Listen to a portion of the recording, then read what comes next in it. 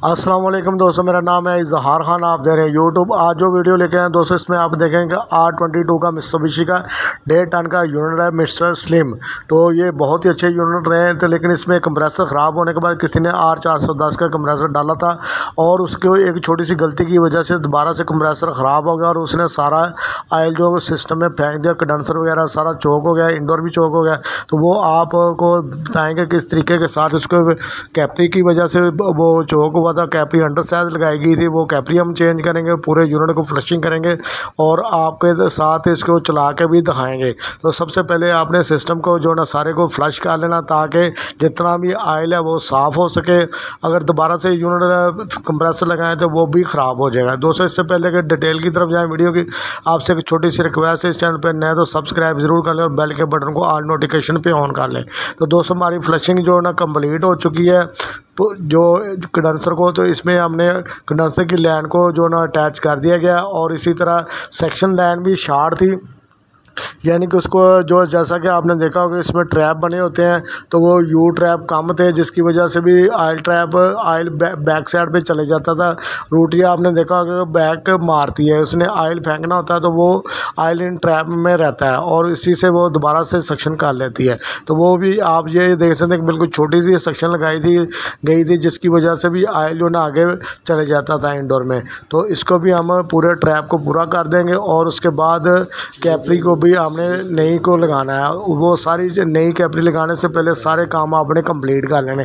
जैसे कि नंबर 1 पे फ्लशिंग है, उसको पूरे आपने कंप्लीट करना, अच्छे तरीके से कंडेंसर को वॉश करना। कंडेंसर अगर वॉश नहीं होगा तो दोबारा से भी कंप्रेसर आपका ख़राब हो सकता है। तो ये भी आप देख लें, हमने जो ना यू ट्रैप इसके साथ ऐड कर दिए हैं और इससे भी जो ना यूनिट की एफिशिएंसी बढ़ जाएगी, सक्शन लाइन कंप्लीट हो जाएगी। तो ये आप देख सकते हैं, ये यू इस तरह का बन गया है। तो ये ज़्यादा होने चाहिए। तो अगर शार्ट करेंगे तो जिस तरह मैंने पहले बताया कि आयल जो ना इंडोर में चले जाएगा। तो ये हमने लाइन को अटैच करने के बाद इसको वेल्डिंग कर देंगे। ब्रेजिंग कंप्लीट करने के बाद जो ना इसको थोड़ी देर चला के देखेंगे हमारे टांके वगैरह बिल्कुल ठीक हैं। इसको लगाने से पहले आपने जो ना दोनों वाल खुले होने चाहिए, ताकि जितनी भी हीट बनती है वो वालों को ख़राब ना करे। अगर वाल बंद हो गए तो वो ब्लास्ट भी हो सकता है और टांके नहीं लगेंगे आपके। तो इस तरह जो ना आपने सबसे पहले तो उनको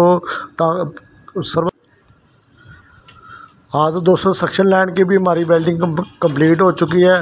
तो अभी हम इसको थोड़ी देर कुछ सेकंड के लिए चला के देखेंगे। ज़्यादा देर आपने नहीं चलानी, क्योंकि एयर को पंप करेगा और उससे नमी भी अंदर चले जाएगी पूरे कंडेंसर में। इसलिए आप इसको जो ना बस कुछ सेकंड के लिए चलाएं, ताकि आपको क्लियर हो जाए। बस उसे ज़्यादा देर चलाने की ज़रूरत नहीं है। तभी हम आपको ऑन के इसके पूरा सिस्टम लगा के कंडेंसर वगैरह कैपेसिटर लगा के तो आपको चला के दिखाते हैं।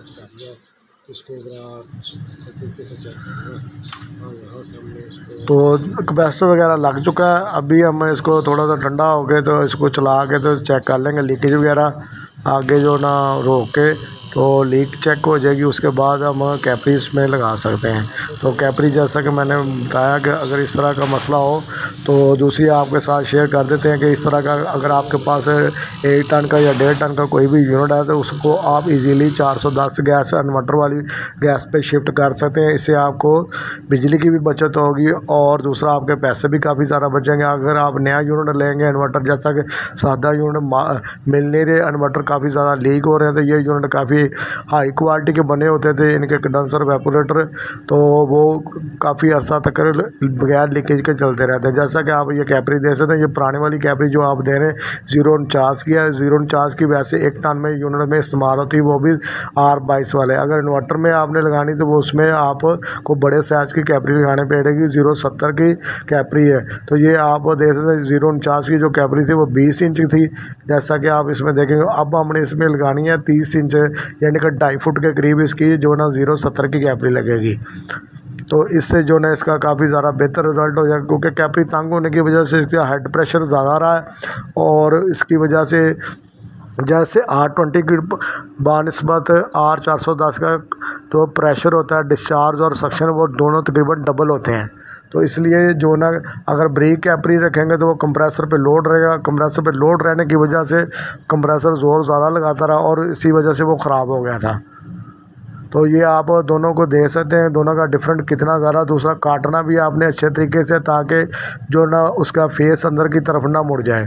तो इसको आपने अच्छे तरीके से काटेंगे, कैपरी कटर से या किसी भी नोज़ प्लास से काटते हैं तो उसको आपने काटते हुए ये ध्यान लाजमी रखना है कि उसके जो ना फेस अंदर की टर्न हो जाए। तो इसको थोड़ा सा रोल कर देंगे और कैपरी को लगाने के लिए आपने जो दोनों जगहों पे तकरीबन आधी इंच इंसल्ट होनी चाहिए, दोनों तरफ इंटर होनी चाहिए, ताकि जो ना सोल्डरिंग करते हुए बंद ना हो जाए। तो पहले हम कंडेंसर की तरफ लगा लेंगे, उसके बाद जहाँ से लिक्विड लाइन ने बाहर आना वहाँ से आप इसको लगा लेंगे। उसके बाद इसको फिक्स भी लाजमी तौर पे करना है, क्योंकि इसने वाइब्रेशन करना था। केबल टाई वगैरह लगा के या सिलिकॉन गम लगा के भी आप इसको बंद कर सकते हैं। जैसा कि आपने नए यूनिटों में देखा होगा कि इसके ऊपर एक रबड़ सी लगी होती है, तो वो गम होती है, तो वो इसी को बेसिकली वाइब्रेशन रोकने के लिए लगाई जाती है।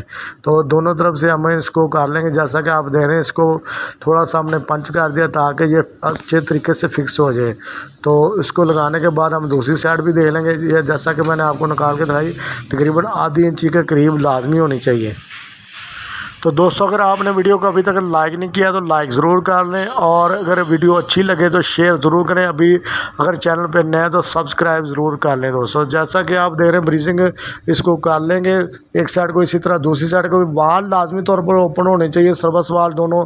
तो और इस पर कपड़ा भी आप चाहें तो लपेट सकते हैं, ताकि हीट से जो ना रबड़ इसकी वाल की वो ना ख़राब हो। बाज़ बात ऐसे ही होता है वेल्डिंग। दोस्तों, टेस्टिंग हमारी कंप्लीट हो चुकी है। अब हमने इंडोर के साथ मिला के लाइनों को भी वैक्यूम कर लिया है। तो गैस इसमें चार्ज करेंगे, थोड़ी सी गैस चार्ज करने के बाद चेकिंग करने के बाद इसको चलाएंगे। तो दोस्तों, इसमें भी प्रेशर उतना ही 410 का आना जितना इन्वर्टर का, 150 से नीचे और 130 के आसपास इसने आना है। तो इसके एम्पेयर आप वाज़ह तौर पे फ़र्क देख सकते हैं। लिक्विड लैंड जो है ना वो ठंडी होनी शुरू हो गई, इसी तरह रिटर्न भी काफ़ी बेहतर हो गई है।